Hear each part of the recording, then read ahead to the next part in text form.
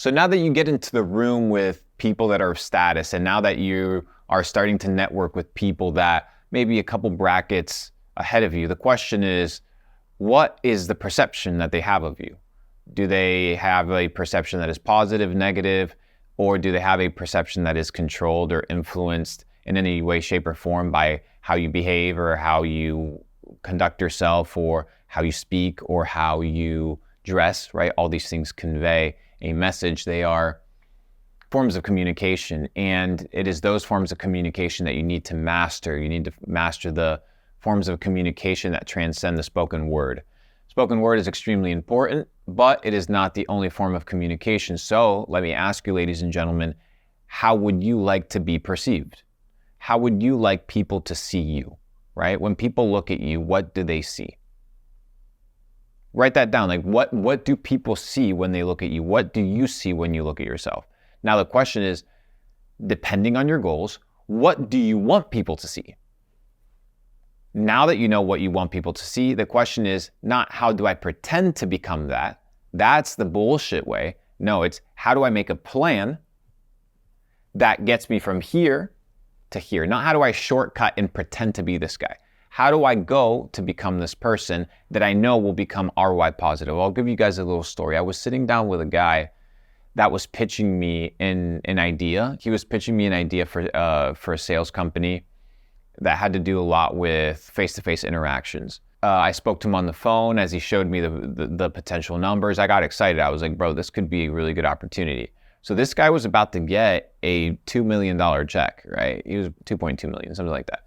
And I ended up being in a situation where I was like, you know what? Let's meet for dinner. We meet for dinner, and here comes in this guy dressed with this super cheap suit. And when we sit down, he has long fingernails and dirt under his fingernails. Automatically, that's all I'm focused on. I'm focused on this dude that's asking me for $2 million, that is dressed like a bum, that has dirt underneath his fingernails. And yeah, 1 in a million, it could be a super genius that happens to be autistic and, I don't know, it can put you on the moon. Most times, they're just frauds or gimmicks or people that really don't understand the name of the game and maybe potentially not worth it. Now, why do I convey that? Because he conveyed that message to me. I didn't make that assumption, right? He made me make that assumption based off of the information that he gave me. I could have easily perceived it, right? Culturally, mentally, whatever, in a different way, superficially in a different way. But I perceived it the way that I perceived it, period, right? Whether it's right or wrong, it doesn't matter. But you have the ability, right, to in some way, shape, or form, control how you want people to look at you. It's extremely important. So when you enter these rooms with these people that you want to network with, right, that you want to position yourself with, one, do not be like them, right? Do not be like the people that are around you. What do I mean, like the people around you? Don't wear the same shit that people wear. Don't talk the same way that people talk. Don't think the same way that people think. Have your own thoughts. Do not go in the direction of the crowd, but stand apart, set yourself apart, and that will attract people to you, right? This idea of magnetism and not chasing. So position yourself in a way that you are open and attracting people to converse with you, to dialogue with you. Everybody's on their fucking phone, always 24/7, enclosed right here, right? Nobody can converse with you. So how you position yourself, how you move, how you interact, it's extremely important. It's very, very valuable. How you dress, how you look, how you smell, how people perceive you when they look at you is extremely important. And if you don't think that all these things influence how much money you make, then you're extremely wrong. If you think that a good-looking girl that is really, really nice has a equal chance at getting a job raise, then an ugly girl that isn't taken care of and has a really bad attitude, then you're mistaken. A pretty girl with a really good attitude, good job performance will outwork a ugly girl, right? And out-earn and potentially have a higher stake at the table of debate, right? And at the table of negotiation, because they have more things working towards them, because people see all of these things as value adds. If you don't think a good-looking person is a plus to your organization, then you're sadly mistaken. It is. Especially if you have door-to-door sales, especially if you have sales reps. Why do you think all these pharma companies hire pretty blonde girls to go out and sell pharmaceuticals for them? Because the girls can sell. Because that's the dudes the guys are willing to sit down and listen to for 20 minutes rant about some bullshit pill. So it's not that I'm talking out of my ass here. Like, people are really using these tactics in real life because they understand that it works. But if you were to send a dude to the office, right, and he was dressed like a bum, trying to sell you some bullshit pills, the dude wouldn't give you 2 minutes, right? And that's the name of the game. So yeah, it may be superficial, but we live in a superficial realm. We right now are wearing this carcass, and how you equip the video game character, is extremely important. And if you don't think that it's important, then you don't understand the name of the game. It's not about identifying yourself with these things, right? And finding pride in these things or your identity in these things, but it's utilizing the things that the video game has to level up. That's why you buy a timepiece, right? Like, the reason you buy a Rolex isn't because, well, it's a beautiful piece, bro. But you don't just buy it because you just buy it.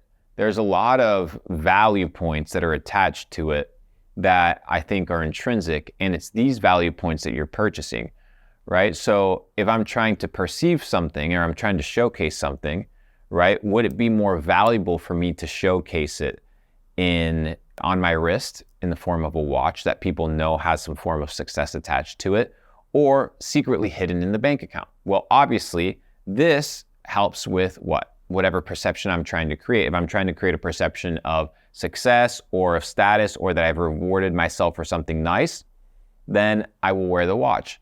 But that which cannot be seen counts for nothing. You know, one time I saw somebody that was wearing a really nice suit and wasn't wearing any timepieces and was wearing ugly shoes. And it made me wonder if he rented the suit out. That was it. There was nothing attached to it. There was no like, oh, I won't do or I will do business with you, none of these things, or I won't have a conversation with you. That was just a thought that I had. Now imagine the dude walks in super fitted, looking like $1 million. He's gonna get a compliment from me. I'll be like, dude, this guy looks sharp. And it might catch my attention in a different way. The same way you would have a situation where somebody's extremely intelligent and codes a program in a more organized fashion, in a faster fashion than somebody else, right? The preparation has taken place, and that preparation of perception is extremely important. So how are you perceived? How are people looking at you once you enter these rooms? Understand, evaluate, dictate that which you want to be, and don't pretend to become it, right? People are like, fake it to make it. No, become it. Become it. And once you become it, then you open up your mouth and begin to provide value in the marketplace. Sometimes you just have to lock yourself up in the dojo and recreate the character, right? And of course, making money is a very big value point and value add in this entire equation, because in order to level up your character, in order to take care of yourself, it requires money. So that's why we're here, to make sure that this is a wealth of information that is well-rounded, not just focused on money and things like that, but that it's an encompassing focus on how life should be perceived, or a different perspective as to how I've taken certain principles and allowed them to utilize natural law to make really good decisions in my life that have resulted in me becoming a multimillionaire. And one of these keys was being honest with how the world works, being honest with the fact that the physical representation matters, and that you should be able to control the physical representation of how you look, how you present yourself to people, and that could be a very intelligent business play. Take it into consideration, take it into account, continue to level up, and I'll see you guys on the next video.